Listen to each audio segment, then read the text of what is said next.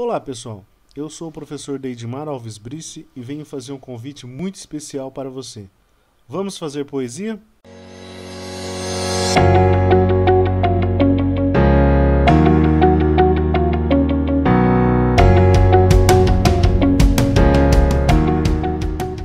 Antes de começarmos a fazer poesia, precisamos responder a seguinte pergunta: o que é poesia? A pergunta parece fácil de responder, até ingênua, mas não é. Diferentes autores apresentam uma variedade enorme de respostas a essa pergunta. Vou apresentar algumas definições sem grandes aprofundamentos, apenas para começarmos a pensar sobre o tema. A primeira definição: poesia é uma manifestação de beleza e estética retratada pelo poeta em forma de palavras. Bem, a poesia não precisa ser bela e muitas vezes, até propositalmente, não apresenta uma estética agradável. É às vezes até feia e agressiva.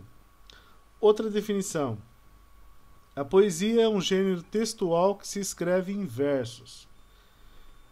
Quem fez essa definição não entende a diferença entre poesia e poema, que, embora são confundidos, são coisas diferentes. Mais uma definição: arte de compor ou escrever versos. Nesse caso, essa definição também não faz a diferença entre poesia e poema. Mais uma definição: a poesia, ou texto lírico, é uma arte tradicional pela qual a linguagem humana é utilizada com fins estéticos ou críticos. Também essa definição limita muito a poesia. Como vocês podem ver, o tema é complexo. A minha visão sobre o tema é o seguinte: a poesia é uma manifestação do eu lírico. Qualquer manifestação artística é a expressão dos sentimentos e emoções. Quando manifestamos na forma escrita, então a poesia encarna-se, toma forma no poema. Mas para manifestar esses sentimentos e emoções, algumas pessoas dançam, outras cantam, pintam uma tela, fazem um desenho, esculpem uma figura e assim por diante. No poema, a poesia toma a forma escrita, mas não precisa. Para manifestar essa emoção, esse sentimento, a poesia não precisa necessariamente estar na forma escrita. Quando fazemos na forma escrita, aí temos o poema. O poeta Ferreira Goulart, ele diz o seguinte no poema A Poesia. Logo na primeira estrofe ele diz o seguinte: onde está a poesia? Indaga-se por toda parte. E a poesia vai à esquina comprar jornal. Dá para a gente refletir aí um pouco da dificuldade de encontrar, a poesia, de encontrar como que é a poesia, o que é a poesia.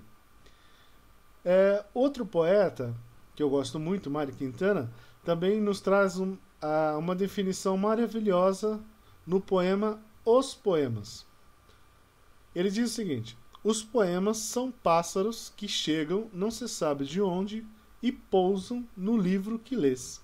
Convido vocês a procurarem esses dois poemas na internet, a poesia do Ferreira Goulart, que é um texto maravilhoso, que vale a pena refletir, e o poema Os Poemas, do Mário Quintana, para vocês pensarem um pouco mais sobre o assunto. Portanto, a poesia é um sentimento e a emoção. E o poema é uma das formas artísticas da manifestação desse eu lírico na forma escrita. Outra pergunta importante é a seguinte: para que serve a poesia? É uma pergunta simples, mas também de resposta difícil. Daí eu lhe pergunto: qual é a utilidade da arte, da cultura?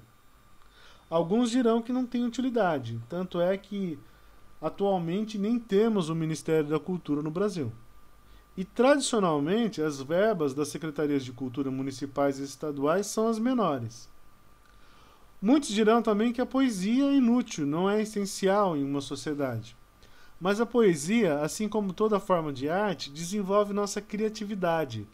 E esta criatividade pode ser utilizada até nas áreas, entre aspas, úteis para a sociedade.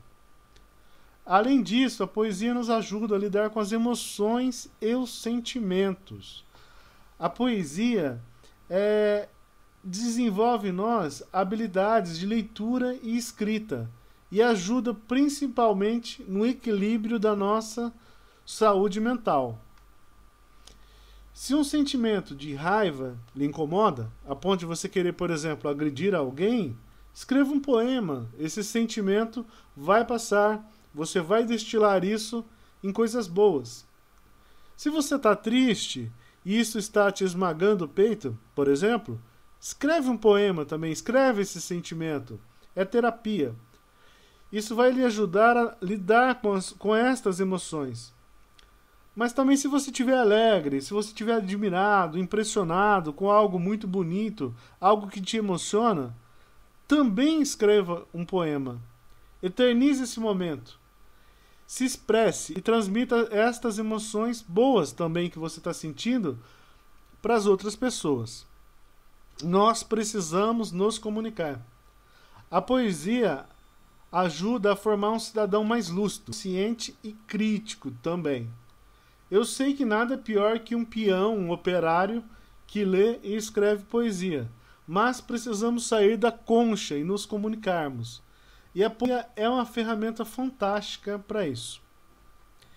Um poeta que eu gosto muito, no caso agora estou referindo a mim mesmo, que eu gosto muito de mim, certa vez escreveu o seguinte: viva a poesia, porque a vida é dura, contraditória e bela. Porque a vida precisa de interpretação, mas a poesia não precisa de explicação. Viva a poesia, porque a vida não basta, mas a poesia disfarça. E exalta as pequenas coisas despercebidas, árduas e desnecessárias. Então vamos começar a escrever poesia. Não vamos nos ater aqui, nesse momento, a técnicas, mas a algo mais livre e vivo. Vamos lidar com os sentimentos e com as emoções. Antes de você pensar em como vai escrever, pense aí. O que te deixa feliz? O que te deixa indignado? O que te emociona? O que você não suporta? O que você deixou de dizer para alguém, perdeu a oportunidade, mas gostaria de dizer? O que você pensa do mundo, das pessoas e principalmente de você mesmo?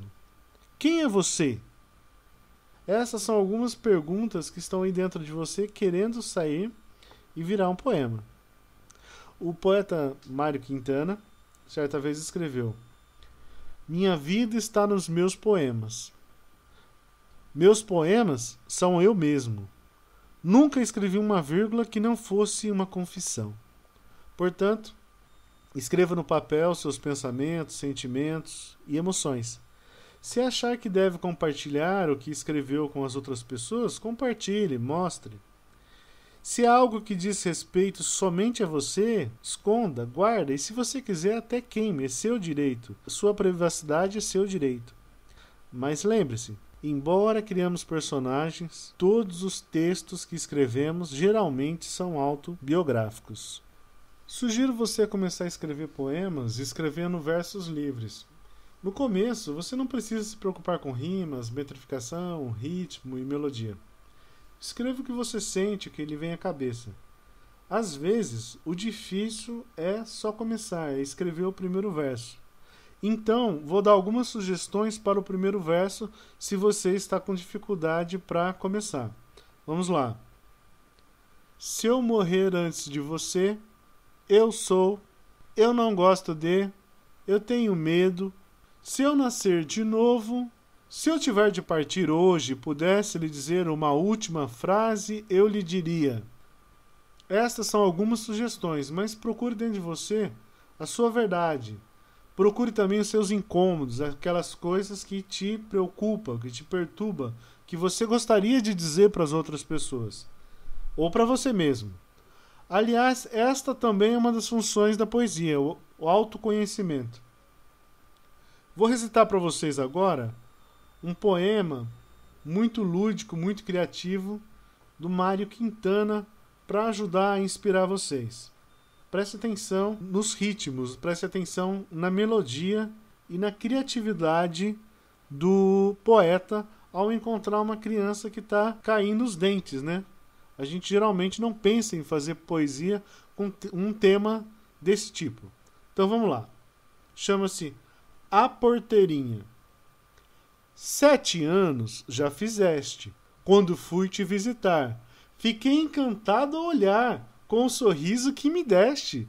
Uma linda porteirinha em teus dentes de rato. Mas nem deves ficar triste, deixa de lado o recato. Deves até tirar retrato, sorrindo assim lindamente. Fará bem a toda a gente. Num mundo tão mascarado, o sorriso mais sincero é o sorriso desdentado. E para finalizar, uma outra sugestão é você começar a escrever pela trova. A trova é um poema completo escrito em 4 versos. São escritos em redondilhas maior ou redondilhas menor. Redondilhas maior são formados por 4 versos de 7 sílabas cada. E redondilhas menor são formados por 4 versos de 5 sílabas cada. As trovas são os poemas mais populares que existem. Tanto é que Fernando Pessoa disse: a trova é o vaso de flores que o povo põe à janela de sua alma. São muito enviadas nas quermesses do Brasil por meio dos famosos correios elegantes. Pode ser de temática amorosa, humorística, filosófica, religiosa e assim por diante. Vejamos um exemplo de uma trova. Às vezes o mar bravio dá-nos lição engenhosa. Afunda um grande navio, deixa boiar uma rosa. As trovas também são chamadas de quadras ou quadrinhas, embora muitas vezes quem escreve quadras ou quadrinhas não segue muito o rigor das redondilhas, da metrificação das trovas. Quanto às rimas, elas podem ser de rimas simples, nesse caso o segundo verso rima com o quarto, ou rimas completas, né? A rima completa, o primeiro verso rima com o terceiro e o segundo verso rima com o quarto. Para você começar a escrever trovas, sugiro que não fique preso à rigidez da metrificação das redondilhas no início. Simplesmente escreva rimando, passando a sua mensagem, dizendo o que está sentindo, mas lembre-se, uma trova tem que dizer tudo, ser completa em 4 versos.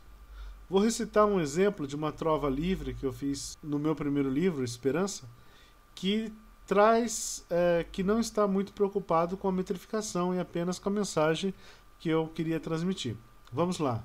Vou comprar um despertador por motivo inusitado. Começou o horário de verão e meu galo ficou descalibrado. Bem, pessoal, é isso. Espero que tenham gostado. Se gostaram, recomendem aos amigos. Se não gostaram, recomendem também aos inimigos. Esse vídeo foi gravado como uma proposta de atividade para o Dia Mundial da Criatividade de 2020, 21 de abril de 2020.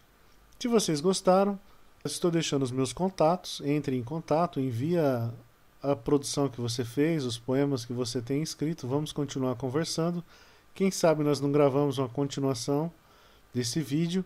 Vamos falar sobre haikais, sonetos, metrificação. Vamos continuar falando de poesia, porque a poesia salva. Conheça os meus livros de poesia na Girafa Amarela, www.girafaamarela.com.br. Um grande abraço, fiquem com Deus.